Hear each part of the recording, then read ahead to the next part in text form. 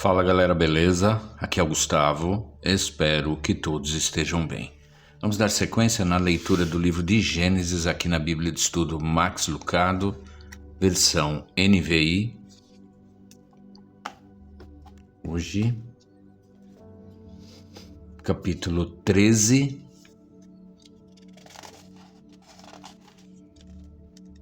capítulo 14. Tem uma nota lateral aqui do 13 e o 14. E vou ler esse quadro também, tá? Então vamos começar que vai ficar um pouquinho mais longo o vídeo hoje. Capítulo 13. A desavença entre Abrão e Ló. Saiu, pois, Abrão do Egito e foi para o Neguebe com sua mulher e com tudo o que possuía, e Ló foi com ele. Abrão tinha enriquecido muito, tanto em gado como em prata e ouro. Ele partiu do Neguebe em direção a Betel, indo de um lugar a outro, até que chegou ao lugar entre Betel e Ai, onde já havia armado acampamento anteriormente e onde, pela primeira vez, tinha construído um altar. Ali Abrão invocou o nome do Senhor. Ló, que acompanhava Abrão, também possuía rebanhos e tendas, e não podiam morar os dois juntos na mesma região, porque possuíam tantos bens que a terra não podia sustentá-los. Por isso surgiu uma desavença entre os pastores dos rebanhos de Abrão e os de Ló. Nessa época, os cananeus e os ferezeus habitavam aquela terra. Então Abrão disse a Ló: não haja desavença entre mim e você, ou entre os seus pastores e os meus, afinal somos irmãos. Aí está a terra inteira diante de você. Vamos separar-nos. Se você for para a esquerda, irei para a direita. Se for para a direita, irei para a esquerda.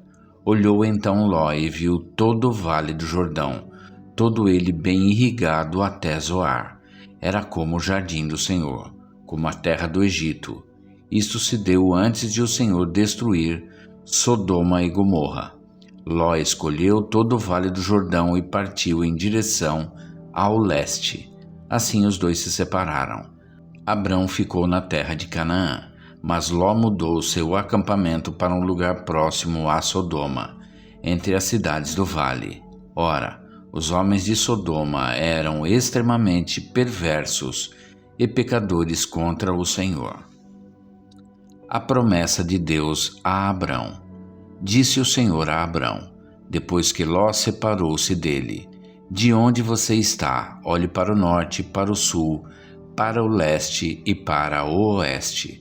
Toda a terra que você está vendo darei a você e à sua descendência para sempre.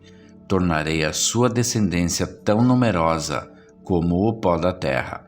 Se for possível contar o pó da terra, também se poderá contar a sua descendência. Percorra esta terra de alto a baixo, de um lado a outro, porque eu a darei a você. Então Abrão mudou seu acampamento e passou a viver próximo aos carvalhos de Manre, em Hebrom, onde construiu um altar dedicado ao Senhor. Capítulo 14. Abrão socorre Ló. Naquela época, Anrafel, rei de Sinear, Arioque, rei de Elazar, Quedorlaomer, rei de Elão, e Tidal, rei de Goim, foram à guerra contra Bera, rei de Sodoma, contra Birza, rei de Gomorra, contra Sinabe, rei de Admá, contra Semeber, rei de Zeboim, e contra o rei de Belá, que é Zoar. Todos esses últimos juntaram suas tropas no vale de Sidim, onde fica o mar salgado. 12 anos estiveram sujeitos a Quedorlaomer, mas no 13º ano se rebelaram. No 14º ano, Quedorlaomer e os reis que a ele tinham se aliado derrotaram os Refaíns em Asterote Carnaim, os Uzins em Ram, os Emins em Savé-Quiriataim e os Oreus desde os montes de Seir até Euparã, próximo ao deserto. Depois voltaram e foram para En-Mispate, que é Cádiz, e conquistaram todo o território dos amalequitas e dos amorreus que viviam em Hazazon Tamar. Então os reis de Sodoma, de Gomorra, de Admá, de Zeboim e de Belá, que é Zoar, marcharam e tomaram posição de combate no vale de Sidim contra Quedorlaomer, rei de Elão, contra Tidal, rei de Goim, contra Anrafel, rei de Sinear, e contra Arioque, rei de Elazar. Eram 4 reis contra 5. Ora, o vale de Sidim era cheio de poços de betume, e quando os reis de Sodoma e de Gomorra fugiram, alguns dos seus homens caíram nos poços e o restante escapou para os montes. Os vencedores saquearam todos os bens de Sodoma e de Gomorra e todo o seu mantimento e partiram. Levaram também Ló, sobrinho de Abrão, e os bens que ele possuía, visto que morava em Sodoma. Mas alguém que tinha escapado veio e relatou tudo a Abrão, o hebreu, que vivia próximo aos carvalhos de Manre, o amorreu. Manre e os seus irmãos, Escol e Aner, eram aliados de Abrão. Quando Abrão ouviu que seu parente fora levado prisioneiro, mandou convocar os 318 homens treinados, nascidos em sua casa, e saiu em perseguição aos inimigos até Dan. Atacou-os durante a noite em grupos, e assim os derrotou, perseguindo-os até Robá, ao norte de Damasco. Recuperou todos os bens e trouxe de volta seu parente Ló, com tudo o que possuía, com as mulheres e o restante dos prisioneiros. Melquisedeque abençoa Abrão. Voltando Abrão da vitória sobre Quedorlaomer e sobre os reis que a ele se haviam aliado, o rei de Sodoma foi ao seu encontro no vale de Savé, isto é, o vale do rei.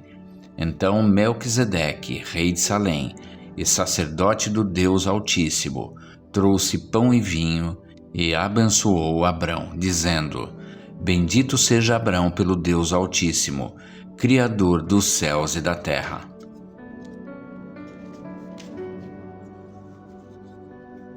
E bendito seja o Deus Altíssimo, que entregou os seus inimigos em suas mãos.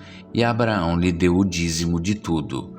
O rei de Sodoma disse a Abraão: Dê-me as pessoas e pode ficar com os bens. Mas Abrão respondeu ao rei de Sodoma: De mãos levantadas ao Senhor, o Deus Altíssimo, Criador dos céus e da terra, juro que não aceitarei nada do que pertence a você, nem mesmo um cordão ou uma correia de sandália, para que você jamais venha dizer: Eu enriqueci a Abrão. Nada aceitarei, a não ser o que os meus servos comeram e a porção pertencente a Aner, Escol e Manre, os quais me acompanharam, que eles recebam a sua porção. Até aqui.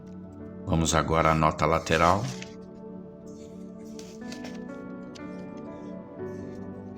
Do 13 ao 14, que está aqui. Lições para a vida. Localize-se. Em resposta à promessa de Deus de dar-lhe terras e descendentes, a família de Abrão viajou de Harã através da terra de Canaã e do Egito. Veja Gênesis 11, 27 a 12, 20. Deus disse-lhes para evitar a terra de Sodoma, cujo nome se tornou sinônimo de pecado repulsivo. Veja Gênesis 13, 13 e 18, 16 a 19, 29. Deus destruiria aquela cidade. Ló escapou por muito pouco. Observe, nossas decisões trazem consequências espirituais. Ló, egoisticamente, escolheu o vale viçoso do Jordão e arranjou encrenca para si mesmo, capturado por um bando de reis saqueadores. Abrão dispôs-se a ficar com a segunda opção e Deus o abençoou. Medite. Você já nasceu preparado. Deus olhou para a sua vida inteira, determinou sua tarefa e lhe deu os instrumentos para realizá-la. Antes de viajar, você faz algo similar. Considera as exigências da viagem e faz as malas de acordo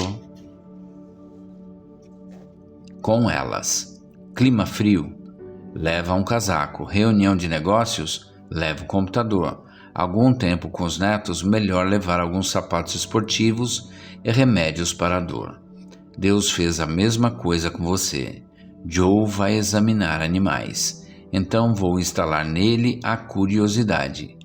Megan irá dirigir uma escola particular. Então aqui vai uma dose extra de administração.